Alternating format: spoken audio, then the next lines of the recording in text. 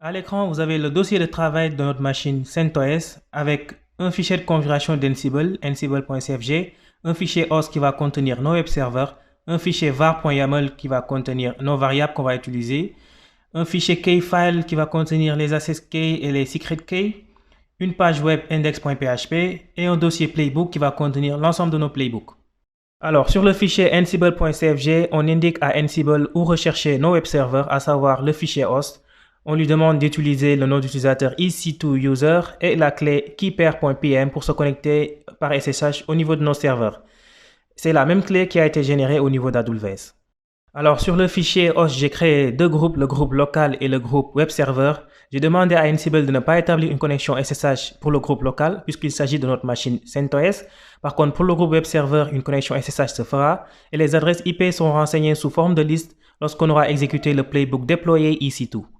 Sur le fichier var.yaml, j'ai déclaré deux variables, EC2réseau et EC2target. EC2réseau va contenir une liste des réseaux sur lesquels on souhaite installer nos machines EC2 et EC2target va contenir les ID des machines qu'on aura installées. Et ces ID seront renseignés par le playbook déployé EC2.yaml. Le fichier keyfile.yaml contient nos access key et nos secret key, mais aussi la région sur laquelle on souhaite installer nos machines. Ces informations sont confidentielles et lors de la pratique, on utilisera Ansible pour encrypter ce fichier et à la publication de cette vidéo, toutes les informations seront effacées au niveau d'AWS. Le premier playbook qu'on va exécuter est le playbook déployé EC2.yaml. Comme tous les playbooks, ça commence par 3 tirets. On a appris qu'un playbook contenait plusieurs plays, alors les plays seront déclarés au niveau du playbook sous forme de liste, d'où le tiret avant host, avant la clé host. Alors la clé host a comme valeur localhost. En gros, Ansible va établir une connexion SSH sur localhost. Mais vous avez bien remarqué qu'au niveau du fichier host, j'ai dit à Ansible de ne pas établir cette connexion SSH puisqu'il s'agit de notre machine CentOS. Ensuite, on a la clé getDefact égale no. En gros, Ansible n'a pas besoin de récupérer des informations sur localhost pour exécuter ce playbook. Les informations qu'Ansible pouvait récupérer, ça peut être des informations sur le OS, sur la distribution de Linux, ça peut être des informations sur la carte réseau, etc., etc. Ensuite, on a la clé varfile qui prend une liste de variables, de fichiers variables. Et j'ai spécifié deux fichiers variables, keyfile.yaml et var.yaml. Ensuite, on a la liste des tâches. Il faut savoir que l'ensemble de ces tâches ne seront pas exécutées sur le localhost, mais Ansible va utiliser Python Boto qui est installé en localhost pour attaquer les API d'AWS. La clé task prend en valeur une liste de tâches. Une tâche est identifiée par son nom et le module utilisé. La première tâche est créer un EC2 dans chaque réseau et le module utilisé est EC2. EC2 prend en attribut AWS Secret Key, AWS Access Key et AWS Region. La valeur de ces clés est associée à la valeur des variables en double quote avec 4 accolades. On est bien d'accord que ces variables sont présentes dans le fichier keyfile.yaml. La clé count correspond à 1, ça veut dire qu'une seule machine EC2 sera déployée. La clé assign public IP correspond à yes, ça veut dire que la machine qui sera déployée aura une adresse IP publique. La clé VPC Subnet ID correspond à la valeur de la variable item qu'on va voir plus tard. Le security group qui sera utilisé sera le security group allow SSH mon PC HTTP ALB. Ce security group sera créé au niveau d'AWS et va autoriser la connexion SSH depuis mon PC, la machine CentOS et le trafic HTTP depuis le load balancer. Ensuite, la clé image prend l'ID de l'image qui sera utilisée. Ici, on va utiliser une image Amazon Linux 2. Ça pouvait être du Windows, ça pouvait être du Mac OS, etc., etc. Alors, la clé keyname ou la paire de clés qui sera utilisée, ça sera la clé toEC2US. Donc, c'est une clé qui a été créée au niveau d'AWS et qui va permettre de faire du SSH sur notre instance. Alors, le type d'instance qui sera utilisé, ça sera du T2 Micro. T2 Micro, c'est peu de CPU, peu de RAM et peu de disque. On n'a pas besoin de grand chose pour faire des tests. Ensuite, la clé wait égale true, ça veut dire que Ansible doit attendre que la machine soit complètement déployée et qu'il fonctionne avant de passer à la prochaine étape. La clé instance tag name .webserver, ça veut dire que l'instance qui va être déclarée aura comme tag name avec la valeur webserver. Ensuite, on a la clé loop qui permet de faire une boucle et qui a comme valeur la valeur de la variable EC2réseau, qui est une variable qui a été déclarée au niveau de notre fichier var.yaml et qui contient une liste de réseaux. Cette tâche sera exécutée autant de fois qu'il y a de réseaux sur notre variable EC2réseau. Et à chaque itération, la valeur de la variable item un peu plus en haut, au niveau de VPC Subnet ID, va correspondre à un réseau donné au niveau de notre variable EC2réseau. Et enfin, la dernière clé tag permet d'ajouter un ou plusieurs tags à notre tâche. Alors la deuxième tâche consiste à récupérer les ID des machines qui viennent d'être créées.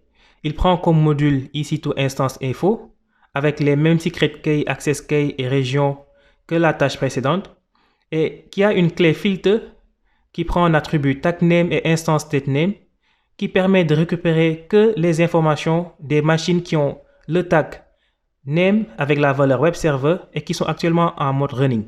Ces informations sont stockées au niveau de la variable EC2 grâce à la clé register. Alors la troisième tâche est dédiée à notre machine localhost et permet d'insérer les ID récupérés précédemment dans notre fichier var.yaml grâce au module line_in_file qui prend en attribut la clé path qui permet de spécifier le fichier en question. La clé insert_after permet de spécifier après quel champ de caractère on doit insérer la ligne. Ici, le champ de caractère c'est EC2_target 2 points et la ligne qui sera insérée avec la clé line est espace suivi de la variable item et de son attribut instance ID. Alors la variable item sera remplacée par une instance donnée en parcourant la liste EC2.instance avec la clé loop. Et enfin, la dernière tâche toujours dédiée à notre machine localhost permet d'insérer les adresses IP de nos machines dans le fichier host après le champ de texte entre brackets web server. Le deuxième playbook à exécuter est le playbook httpd_php.yaml. Alors, premier changement avec ce playbook, la clé host prend maintenant la valeur web server au lieu de localhost, c'est-à-dire que Ansible va se connecter par SSH sur nos web servers qu'on vient de créer.